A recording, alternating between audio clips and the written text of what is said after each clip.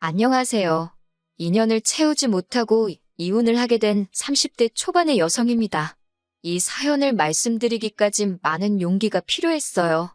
아는 사람한테 이야기하자니 너무 부끄러워서 이렇게 익명으로 사연을 적어봅니다. 남편과 저는 같은 건물에서 일하면서 알게 되었습니다. 저는 2층에 위치한 학원에서 수학을 가르치고 있었고, 남편은 바로 위층 보험사무실에서 팀장으로 일하고 있었습니다. 접점이 없어 보이지만 그래도 1년 넘게 오며 가며 얼굴을 마주하게 되니 어느샌가 서로 누가 먼저랄 것 없이 안녕하시냐는 짧은 대화는 나누게 되더라고요. 그러다 남편이 하루는 언제 한번 점심이라고 같이 먹었으면 좋겠다고 물었습니다. 저는 솔직히 보험을 권하려고 그러는 건가 싶어서 거절하려고 했지만 제가 원래 싫다 소리를 잘 못하는 성격이거든요. 자의반 타의반으로 주말에 만나 점심도 먹고 차도 한 잔 마시게 되었는데 보험에 비읍자도 안 꺼내더라고요. 그러더니 오래전부터 저한테 관심이 있었다면서 정식으로 만나보고 싶다고 했습니다. 남편의 솔직한 말에 마음의 문을 열게 되었고 그날을 계기로 저희는 연인이 되었어요. 그리고 사귄 지 한 10개월 만에 남편이 청혼까지 해왔습니다. 결혼 이야기가 오가면서 양가 어른들도 뵙게 되었어요. 시아버지께서는 서울 근교의 대학 강단에 서시는 대학 교수로 사회적 명망이 있으신 분이셨습니다. 방송에도 몇 번 나오셨을 정도예요. 비록 결혼식을 올리기 전까지 자주 뵙지는 못했지만 그래도 찾아뵐 때면 항상 저를 웃는 얼굴로 대해주셨고 말씀도 젠틀하게 하셔서 정말 멋진 인품을 가지셨다고 생각했어요. 그리고 아들은 아빠 닮는다잖아요. 제 남편도 언젠간 저렇게 나이가 들어갈 거라고 생각하니 더욱더 결혼에 대한 확신을 갖게 되었습니다. 혼수나 예단 같은 건 시댁이나 저희 집이나 남들 눈에 부끄럽지 않을 정도로만 하자는데 동의했습니다. 하지만 역시 신혼살림을 할 집이 문제였어요. 시부모님께서는 한 2년만 같이 살자고 하셨습니다. 저에게 가풍도 익히고 한 가족으로서 정도 붙이면 좋지 않겠냐고 하시면서 말이지요.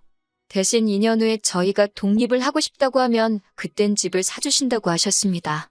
솔직히 이때는 시아버지의 실체도 몰랐고 여러모로 손해는 아닌 것 같아서 좋다고 했습니다. 공짜에 눈이 멀어 제 팔자 스스로 꼬았다고 비난하셔도 어쩔 수 없지만 그때는 정말 이런 시부모님이라면 10년도 모실 수도 있겠다 싶을 정도로 인자하고 좋은 모습만 보여주셨고 약속도 지켜주실 거라고 믿었거든요. 하지만 열길 물속은 알아도 한길 사람 속은 모른다더니 결혼하고 나니까 그전에는 보이지 않았던 것들이 눈에 들어오기 시작했습니다. 시아버지는 제 예상과는 전혀 다른 분이셨습니다. 정말 첫 인상이 와장창 깨질 정도로 말이에요. 꿈에도 상상하지 못했던 사건들이 너무나 많이 일어났습니다. 무엇보다도 술을 너무 좋아하셔서 매일같이 늘 술을 드시고 오셨습니다. 과음으로 인사불성이 돼서 귀가하시는 시아버지께서는 많지 않은 날이면 꼭 속옷만 입으시곤 소파에 누워서 주무셨습니다. 시어머니가 저희도 있으니 추태 부리지 말라고 어르고 달래면 방으로 들어가시는 수순이었어요. 때로는 새벽 한 5시쯤이 되면 일어나서는 곤히 잘 자는 가족들을 다 깨워서 약수터에 가자고 하셨습니다. 한 사람이라도 안 가겠다고 하면 일찍 일어나는 새가 벌레를 잡는다부터 시작해서 일장연설을 늘어놓으셨고요. 같이 살기 시작한 지 한 반년쯤 됐던 날이에요. 새벽 2시 반쯤이었는데 시어머니가 남편을 조용히 깨우시더라고요. 저도 덩달아 잠에서 깼지만 왠지 시어머니가 남편만 조용히 불러내시기에 눈을 감고 자는 척을 하고 있었어요. 나중에 알고 보니까 시아버지가 대학 근처에서 술을 과하게 드시곤 길에서 쓰러져 잠들어 계셨답니다. 그걸 우연히 시아버지 수업을 듣는 학생이 발견해서 시아버지 핸드폰으로 시어머니께 연락을 해온 거였어요. 남편이 운전하는 차를 타고 시어머니가 파출소로 옮겨지신 시아버지를 모셔왔고요. 행여 학교에 소문이라도 나면 큰일 난다며 시어머니가 연락 준 학생에게 돈을 챙겨줬다고 하셨습니다. 너무 부끄럽고 남사스러운 일이지만 그렇게라도 학생 입을 다물게 하려고 그러셨다더군요. 나중에 남편에게 그 이야기를 듣고는 시부모님 2분 모두께 너무나 실망을 했습니다. 그런 일이 있었음에도 불구하고 시아버지의 음주는 점점 더 심해져만 가는 눈치였습니다. 그러자 결국 하루는 시어머니께서 며느리도 같이 사는 데는 남사스럽다고 채통 좀 지키라며 시아버지께 소리를 지르셨습니다. 같이 사는 동안 시어머니가 시아버지께 이런저런 잔소리를 하시는 건 봤어도 큰 소리를 내시는 건 본 적이 없었기에 저나 남편이나 깜짝 놀랐습니다. 시아버지께서도 처음엔 당황하신 듯 하더니 이내 TV 옆에 있던 수석을 집어드셔서는 거실 테이블에 집어 던지셨습니다. 시어머니더러 마누라가 남편을 무시하니 술을 안 마실 수가 있냐면서요. 테이블 유리가 다 깨지면서 집안은 순식간에 난장판이 되었고요. 소리가 어찌나 컸는지 아랫집에서 무슨 일 있냐고 인터폰을 해올 정도였으니까요. 태어나서 한 번도 이런 상황을 직접 겪어본 적 없었던 저는 말 그대로 심장이 터지는 줄 알았습니다. 시아버지께서 저에게 배우라고 한 가풍이 이런 건가 어이가 없었네요. 시어머니는 주저앉아서 당신 팔자를 한탄하시면서 우시고 저는 그런 시어머니를 달래며 집을 치워야만 했습니다. 시아버지는 욕을 하며 집 밖으로 나가셨고 걱정이 된다며 남편은 시아버지 뒤를 따라 나갔고요. 놀라운 건 이런 대소동이 있었지만 그 다음 날 가족 중 누구 하나 먼저 이 일을 입에 담는 사람이 없었다는 거예요. 사실 무엇보다도 시어머니와 저희 부부를 답답하게 한 건 시아버지는 다음 날이 되면 아무 일도 없었다는 듯이 행동을 하신다는 점이었습니다. 처음에는 어찌나 태연하게 연기를 하시는지 정말 기억을 못 하시나? 기억력에 문제가 있으신 건 아닌가 싶더라고요. 결국 한 1년쯤 지났을 때 저는 남편에게 우리 제발 나가 살면 안 되냐고 물었습니다. 아프신 시아버지 병수발을 할 자신이 없다고 솔직하게 털어놓으면서 말이에요. 그러자 남편은 현실적으로 우리 둘이 맞벌이를 해서 언제 집을 살 수 있겠냐며 1년만 더 버티자고 그러더라고요. 저도 그 말에 딱히 반박을 할 수가 없어서 알겠다고 했습니다. 그리고 그때부터 마음속으로 하루하루를 새고 있었네요.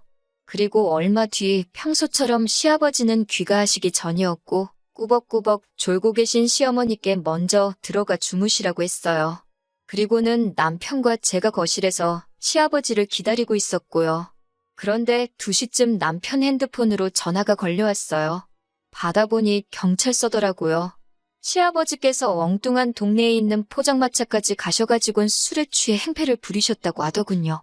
옆자리에 중년 부부가 술을 마시고 있었는데 아내 되는 사람한테 치근덕거리다 싸움이 났고요. 결국 신고를 받고 지구대 경찰관이 나왔는데 그 경찰관한테 욕설을 퍼부으셨답니다. 남편은 그 이야기를 듣자마자 앞에 쩔쩔매면서 지금 당장 모시러 가겠다고 죄송하다고 연신사과를 하고 있었어요. 이게 무슨 개망신인가 싶었습니다. 그래도 다행히 시아버지를 알아보는 사람은 없었나 보더라고요. 새벽동이 틀 때쯤 시아버지와 남편이 집으로 돌아왔습니다. 주무시던 시어머니도 소란스러운 소리에 깨셨고 저도 잠 한숨 못 자고 날밤을 샜어요.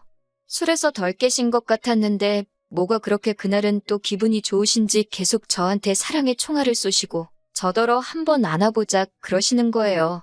남편이 얼른 안아드리라 그래서 떨떠름하게 어깨동무식으로 대충 안아드렸더니 갑자기 제 팔뚝 안쪽 살을 꼬집듯이 주물럭 거리시는 게 아니겠어요.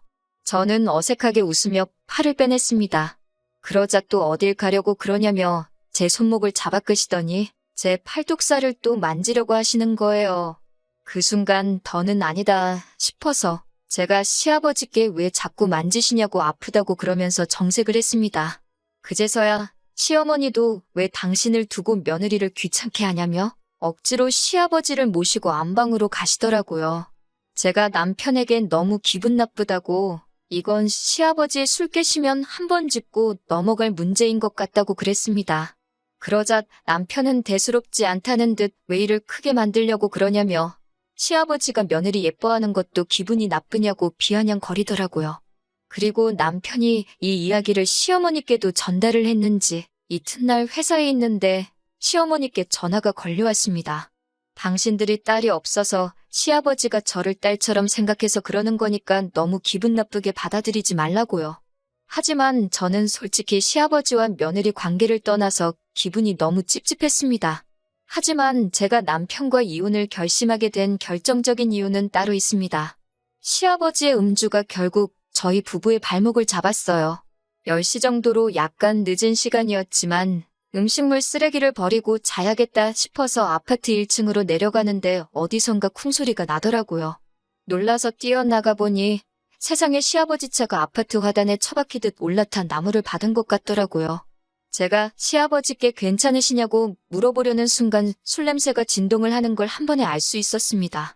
시아버지께 술 드시고 운전하신 거냐고 그러니 그건 저더러 알바 없다면서 저한테 앞이 찌그러진 차에 타라고 하시더라고요. 제가 왜 그러시냐고 다치신 데는 없냐고 얼른 구급차라도 불러야 하는 거 아니냐고 하니까 됐고 운전을 제가 했다고 하라더군요. 제가 그게 무슨 말도 안 되는 소리냐고 아주 난색을 표했습니다. 그러자 시아버지께서는 내가 대학교에서 잘리면 니들 집은 어떻게 사주겠냐며 어차피 일해봤자 저한테 크게 피해갈 일도 없으니 누가 묻거든 제가 이런 사고를 냈다고 하라셨습니다. 몇몇 이웃들이 무슨 일인가 싶어 밖으로 나왔고 저와 시아버지는 그 몇 안 되는 군중 사이에서 실랑이를 하고 있었습니다. 그때 음식물 쓰레기 버린 제가 안 들어와서 그런지 남편이 따라 나왔더라고요. 저는 그런 남편을 붙들고 방금 시아버지가 하신 말씀을 이야기하며 당신이 빨리 아버님 설득 좀 해보라고 했습니다. 그런데 오히려 남편은 아버님 말씀이 틀린 것도 아니랍니다. 어차피 다친 사람도 없으니 그냥 제가 운전하다 실수했다고 하라는 거예요. 제가 음주운전을 하고 집에 오신 건 범죄라고 절대 협조해드릴 수 없다고 했어요. 그러자 남편은 네가 학원 선생이지 무슨 성인군자냐며 그럼 너는 시아버지가 면허 취소라도 되는 걸 바라는 거냐고 묻더라고요. 그 순간 저는 이 부자지간에게 참교육을 해줘야겠다는 생각이 번뜩 들었습니다. 그래서 경찰을 불렀습니다. 제가 경찰을 불렀다고 하자 시아버지가 이게 무슨 배워먹지 못한 짓거리냐며 얼른 다시 전화해서 못 오게 하라시더군요. 남편도 어떻게 며느리가 시아버지를 신고하냐며 제정신이냐고 화를 냈습니다. 저는 남편에게 이번엔 나무로 그쳤지만 다음에는 진짜 사람이 다칠 수도 있다고 저런 분에게선 면허를 뺏는 게 모든 사람을 살리는 길이라고 설득을 했지만 남편은 들으려조차 하지 않았습니다. 급기야 남편은 먼저 저에게 이따위로 하면 이혼이라고 울음장을 놓더라고요. 그제서야 저도 정신이 들었습니다. 맨날 술 먹고 개가 되는 시아버지도 문제지만 그런 시아버지를 매번 받아주는 시어머니와 남편도 똑같은 사람들이라는 걸요. 저는 남편에게 바라던 바라고 헤어지자고 받아쳤습니다. 막말로 애도 없는데 헤어지지 못할 이유가 없었으니까요.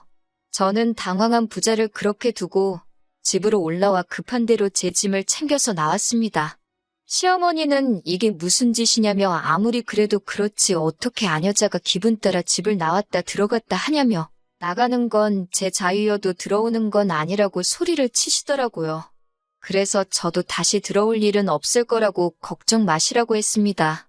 결국 시아버지는 혈중알코올 농도가 면허 취소 수준으로 나온 데다 블랙박스에 음주운전을 한 기록까지 다 녹화가 되어 있어 결국 면허 취소에 벌금형까지 내려졌습니다. 남편은 그제서야 자기가 잘못 생각했다는 걸 알았는지 저에게 다시 한 번만 이해해달라며 싹싹 빌었지만 저는 소송을 불사해서라도 이혼할 거라고 말해줬어요. 그리고 질질 끌면 시아버지 이야기까지 다 떠벌리겠다고요. 그러자 남편도 더는 제 마음을 돌릴 수 없겠다 싶었는지 이혼에 동의해주겠다 했습니다. 대신 시아버지가 돌아가시면 다시 같이 살자는데 이건 뭐 미친 소리나 마찬가지죠. 그렇게 며칠 전 저와 남편은 마지막으로 협의이혼을 했다는 신고서를 내고 깔끔하게 남남이 되었습니다. 이제 당분간은 술 먹는 사람은 상종도 하기 싫으네요. 시아버지는 면허 취소와 지난번 술에 취해 길에서 발견된 일까지 학교 안에 소문이 나면서 결국 강단에서 물러나셨다고 하더군요. 지금은 뭐 미움도 없고요. 그냥 시아버지가 건강관리 잘하셔서 오래 사시면 좋겠습니다.